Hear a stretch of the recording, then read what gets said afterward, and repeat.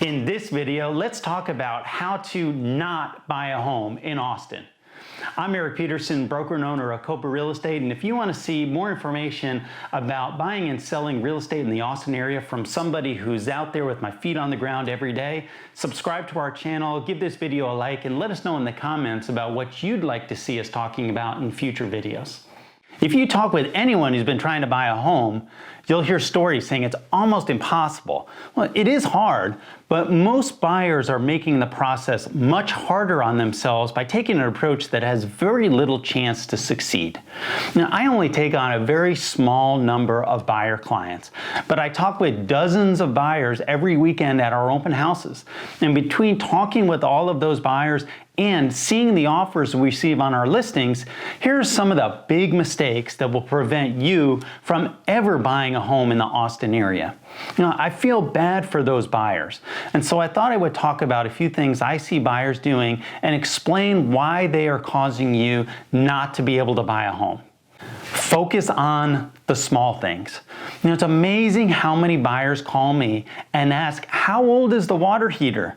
Before they've even ever seen the home, as if that should be in the top 100 reasons why you should buy a particular home.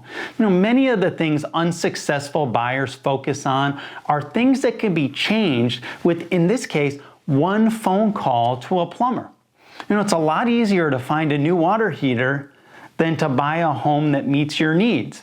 Replacing a water heater might cost you, who knows, $1,300. But in our appreciating market, waiting another 3 months before a similar home with a new water heater is available might cost you $20,000. You know, even larger items that need to be replaced, such as a roof or an AC, may be insignificant over the long run if a home has a floor plan that fits the way you like to live in a neighborhood that you love. And along the same lines of focusing on the small things is waiting for the perfect house. Nobody gets 100% of what they want, including me. Buyers who held off from waiting for the perfect house last year cost them $100,000 or more. In addition, when there is a home that is close to perfect, everyone will want that home, making it almost impossible to buy. Next big mistake is having two real estate agents. So many buyers in our area are focused on getting a rebate from their agent that they don't want to commit to working with one experienced agent. They'd rather pay $80,000 too much for a house as long as they get a $5,000 rebate from their agent. And what these buyers don't understand is by not committing to working with one professional agent, they're putting themselves at a disadvantage in several ways, right? I was talking with a couple at an open house a couple weeks ago, and they were interested in buying the house, but they didn't know how to make an offer. And when I asked if they were working with an agent, they said they had two they were working with, but they didn't want to commit to working with either one. And so this fear of commitment hurts those buyers because neither of those two agents are going to spend any time with them to explain how to make an offer. Even worse, because they know you aren't committed to them, you'll get bad advice because each of these agents will be trying to get you under contract on any house, even if you're paying way too much for the home or if there's something wrong with the house.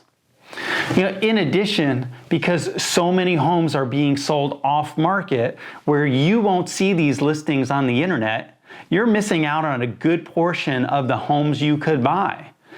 Our company doesn't recommend our sellers sell off market, but because I'm well known in the area, other agents tell me about their off market listings. You know, just to be upfront with you, when I know about an off market listing or really good deals, I don't bring those deals to buyers who aren't committed to working with our company. You know, if you're working with two agents, you won't know about those off-market listings. The next is focusing on your letter to the seller and not the contract terms. Would you believe over half the offers we receive have zero chance of being accepted simply because the way the offer was written? It seems like buyers spend so much time focusing on how to write a letter to the seller, they forget it's my job as a listing agent to keep emotion out of the transaction and keep the seller focused on the terms of the offer. Over my career, I presented over 1,000 offers to sellers. Now, at this point, I know what gets them excited and what turns them off. Every week I notice what other agents are including in offers.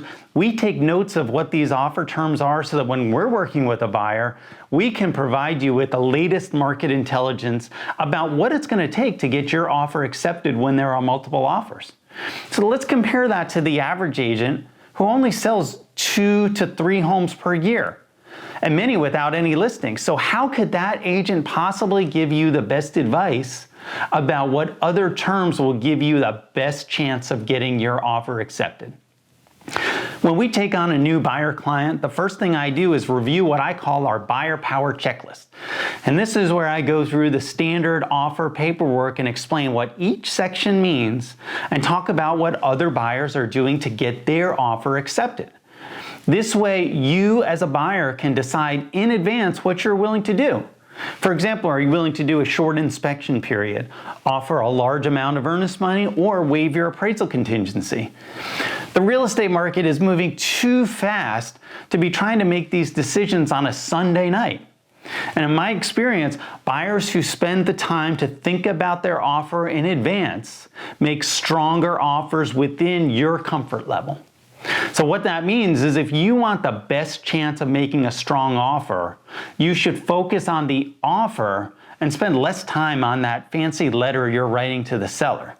You should be working with an agent in an office that lists homes and can give you up-to-the-minute advice about what it's going to take to win in today's real estate market. Being indecisive.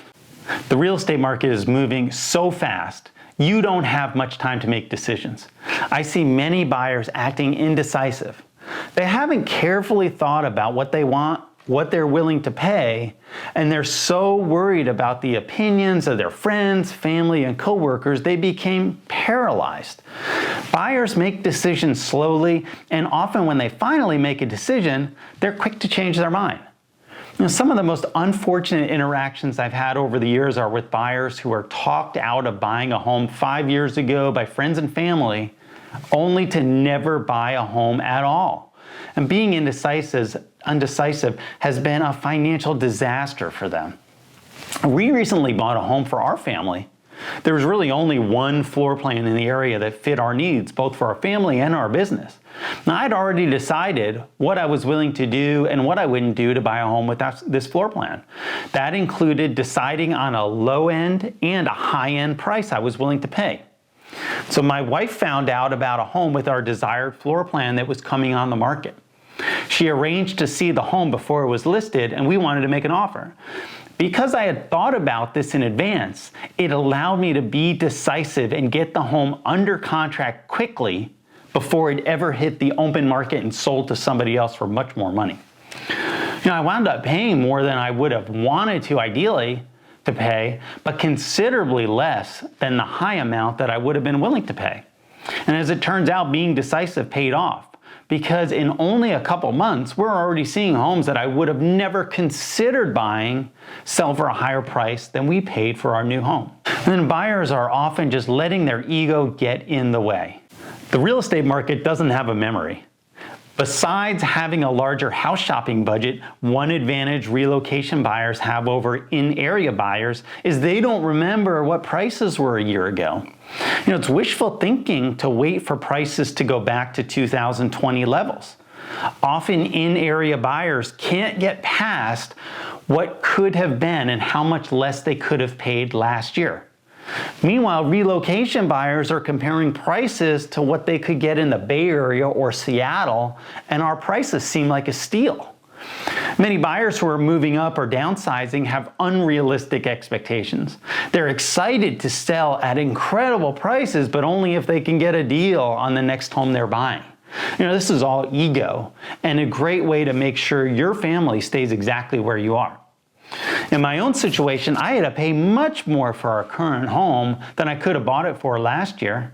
I could have puffed up my chest and either refused to buy the house or put in a low offer with no chance of being accepted, only to see another family buy the house. I didn't want that to happen. Because I know it's human nature to let ego get in our way, I anticipated that. When I started to doubt buying the home, I recognized it was just my ego, which helped me make a great decision for my family. As a consumer, it's always important to recognize your bias. Once you do that, you can then adjust your decision-making process to get around your bias and make better decisions for yourself. In this case, hopefully be able to buy a house. If we can help you, contact me directly at 512-791-7473. Thanks for watching and make it a great day.